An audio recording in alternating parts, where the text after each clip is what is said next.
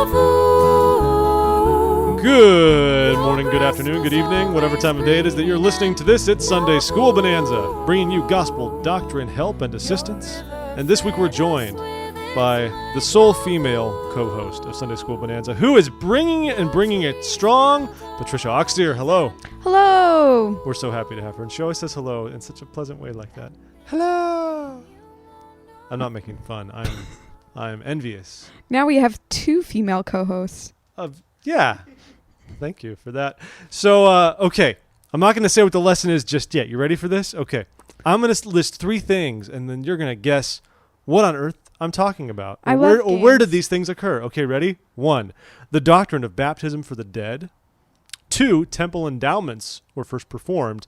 3, the Relief Society was organized. I don't know. Where did these things occur? Where could these things have occurred? They occurred in Lesson 29, Building the Kingdom of God in Nauvoo, Illinois. Patricia, that is where they occurred.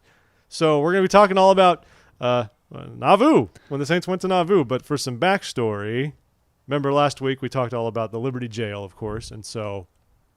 Yeah, so while Joseph Smith was in Liberty Jail, Governor Boggs kicked us out of Missouri. Thanks a lot, Governor Boggs. And the responsibility fell to Brigham Young, who was the president of the Quorum of the 12, to figure out what to do. So to escape the persecution, they crossed the Mississippi River and came into Illinois. So the first place they settled was in Quincy. And then later, when Joseph Smith got out of Liberty Jail, they moved to the small village of Commerce. Because when... I feel like they went to this swampy, disgusting place because they were trying to find a place that no one could possibly want. And so they began draining the swamp, planting crops, building homes. And of course, this place became this beautiful city that they called Nauvoo.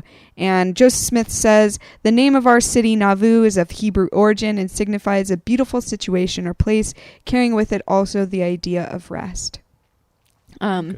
So they just established this beautiful place, and a lot of really important things happened in Nauvoo. And eventually it became the second largest city in Illinois. Right. And, it was a big town. I mean, that's respectively. It makes me wonder how small Chicago really was back then, and to put it in perspective. But I've never been to Nauvoo, and obviously this day and age it's different. I think you have, right? Yeah, Nauvoo's awesome. Is it outside? I'm sure, is there just an old core of church historic stuff, and then is the rest of it just kind of your typical whatever Midwestern town? Yeah, it's the actual city of Nauvoo. That's not the recreational village. Is pretty small. Yeah.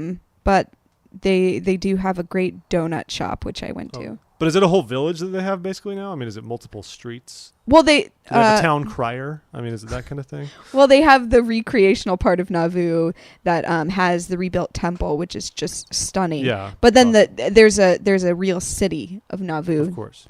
That's not. It's like colonial Williamsburg and Williamsburg. Yeah. Yeah. Yeah. Okay. The city of Nauvoo is not as big as the city of Williamsburg. No, Williamsburg has roller coasters and restaurants and a college. And oh yeah, William and Mary. All right, so lots of good things happened in Nauvoo, like we said, and one of the best things was missionaries. We've talked about different periods of missionary work in the church throughout these lessons in the Doctrine and Covenants. One of these big ones happened in Nauvoo because this was really when a lot of people were, I want to say, galvanized, really strengthened in the Lord to carry out really important missions of the gospel. Great examples here: Wilford Woodruff, who would go on to be, of course, the 4th president of the church, and as a young lad. When he was at this point in the 12, and at this stage in the church, of course, even members of the 12 were called to serve missions. They were not just hanging around, taking care of affairs and just delegating stuff. They were actually out there preaching and being gone for many, many years at a time. So there's this cool story. He was in England teaching a very receptive group of people, but then he felt the Spirit tell him to tell the people that this would be the last meeting he would hold with them for a little while. And he says, I was astonished at this, as I had had many appointments out in the district. And when I arose to speak to the people, I told them this was my last meeting that I would have with them for many days. They were as astonished as I was. And then at the close of the meeting, 4 people came to be baptized.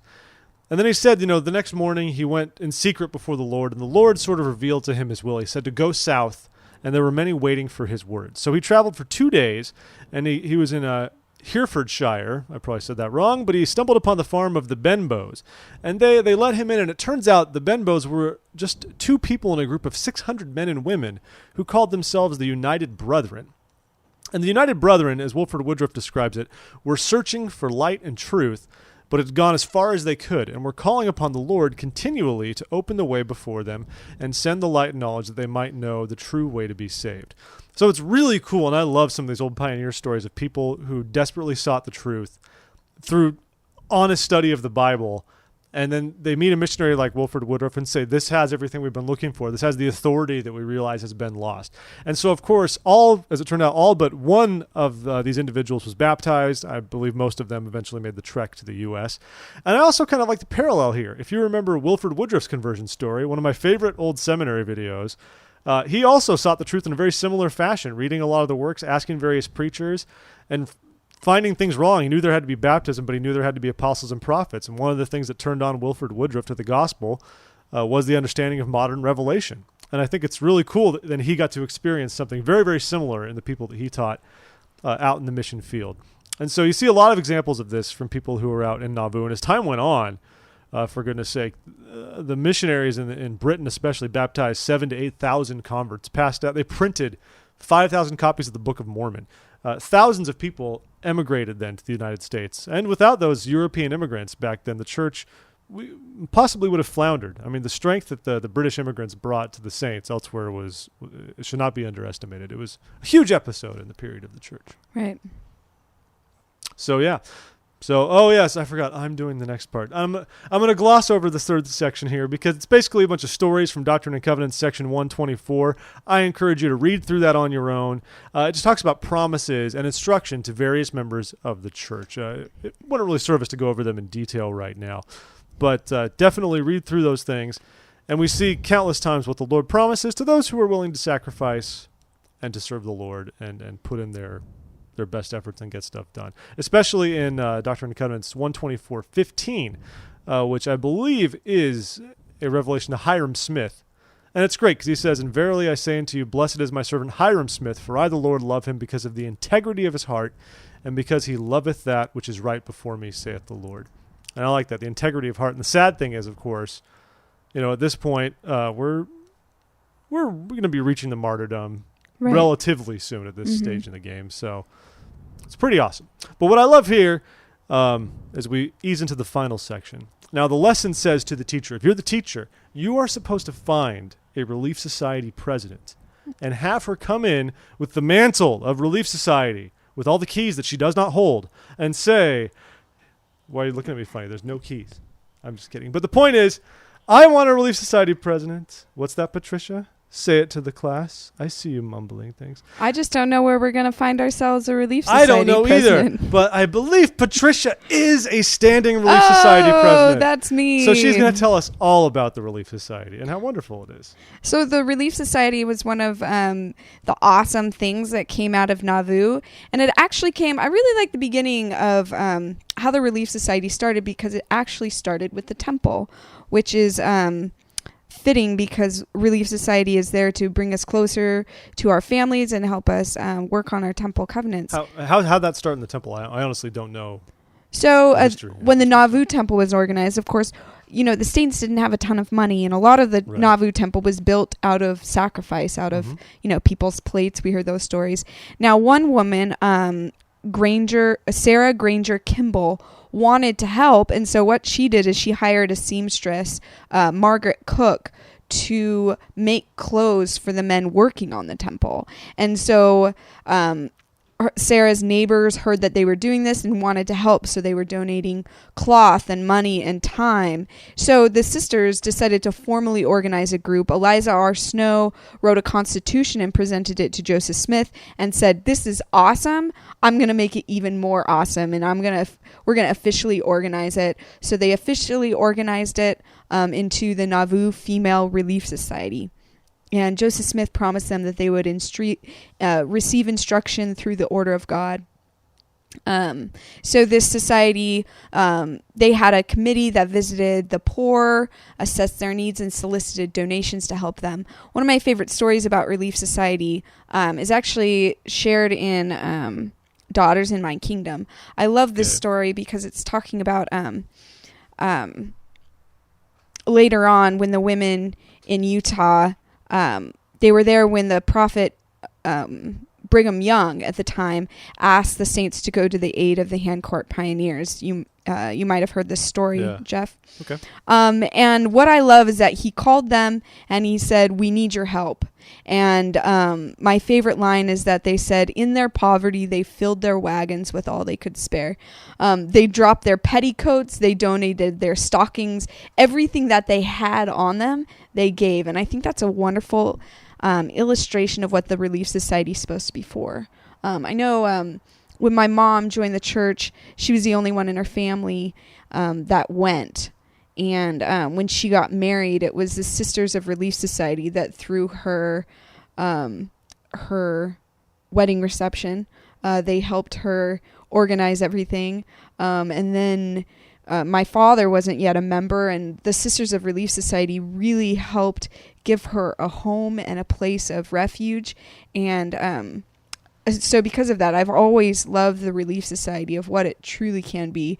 You know, it's more than the third meeting of church, and it's really a sisterhood of women who have committed to love and serve and support one another. So I really love the Relief Society, and I'm really grateful to Nauvoo that it could be the starting place of such a great organization. Yeah, and I think something I love about it is that it actually came out of the efforts and the thoughts of groups of women, and it was then sanctioned by the prophet. It wasn't like Joseph Smith received a revelation in Doctrine and Covenants that said, "And you will establish a house for the sisters to do X, Y, and Z." It's great to see that we can all receive revelation and do things, and of course, as long as the Lord approves through His servants or through whatever other means, and we keep going with it. And I, too, have seen amazing things from the Relief Society in my day. I mean, my parents got divorced when I was relatively young, and I saw countless times how much the Relief Society sisters came to help my mom pick up the slack when she couldn't do it all on her own, being a working mother and stuff like that. And I hope, and I'm sure that many of you have seen the same things. And it's one of the most, I think, cherished and venerable organizations that we have in the church. Honestly, I mean, we joke that in Elders Quorum, we're all bored and don't do anything. Then in Relief Society, you have your displays, I'm blanking on the term right, centerpieces, your centerpieces and your tiers and your singing and stuff. But if we did that in Elders Quorum, we'd be so much better off. I mean, honestly, all we do is play on our tablets and just be bored. It's sad, really. We have the priesthood. We should be more amped up about things to help and serve. So I greatly admire the women for the great efforts they put in. So here's the beginning of the Nauvoo period. A lot of cool stuff's happening, and they'll only be in Nauvoo for a little while, unfortunately. Obviously, the things we have to look forward to are the construction of the temple in Nauvoo. But then, unfortunately, we'll have the martyrdom of Joseph Smith, and then eventually the exodus from Nauvoo. And then finally, the saints will eventually find permanent refuge, of course, in Mexico for all but a year until the United States wages unconstitutional war against Mexico to take the territory from them. But that's another lesson for another time. Am I right? Wah, wah, yes. Wah, wah. All right, folks. So please find us at thisweekinmormons.com. Shoot us an email, contact at thisweekinmormons, and find us on Facebook, Twitter, YouTube, Stitcher Radio, iTunes. So many wonderful things. And that's going to be it for this lesson, number 29, Building the Kingdom of God in Nauvoo, Illinois. We want to greatly thank Patricia for taking the time to be with us this week. Thanks for having me, guys. Hope please send her your love if you listen to the show and have her personal contact information, or just send us an email and we'll pass it along. Anyway, folks, we hope you have a great Sunday and that this is useful. This has been Sunday School Bonanza, a This Week in Mormons production.